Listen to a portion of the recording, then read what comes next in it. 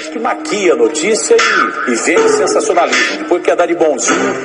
Eu nasci foi pra cantar hip hop e não rock. Favelada até umas horas, eu não pago pau pra lock. O meu nome é Cascão, acho que cê me conhece. Eu sou aquele lá que canta na moral ou da Odesse. Muita calma, playboyzada, não precisa se assustar. Cês se lembram na antiga que cês era tudo pá. O seu pai tinha empresa, você não usava droga. Não faltava na escola e era 10 a toda prova. Hoje tudo tá mudado, Deus também olha pra gente. Favelado sempre junto, forma elo da corrente. Quem faz isso aí merece ir pro inferno ao invés de ir pro céu. Tem tanta gente ruim que merece cadeia.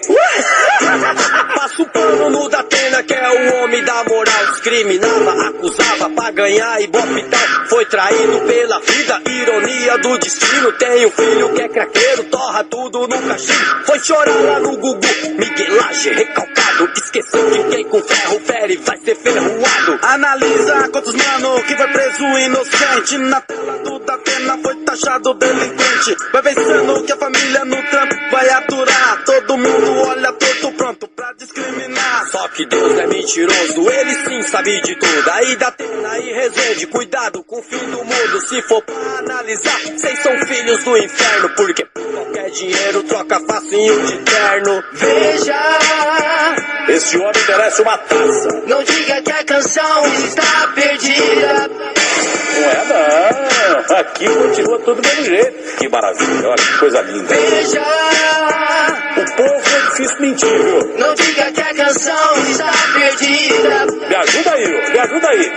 Meus amigos pichador, quero que vocês me escutem. Quem se lembra do Formiga, do Fabinho, do Medusa? Eles tinham como slogan uma linda pichação e pichavam por aí. Olha a máfia, meu irmão, uma máfia inocente que só tinha ilusão. Vamos ser os pichadores mais famosos do Capão. Mas como todo começo é uma linda flor, a bonita pichação na cidade se espalhou. Começando pela Lapa, fez uma pausa no ABC.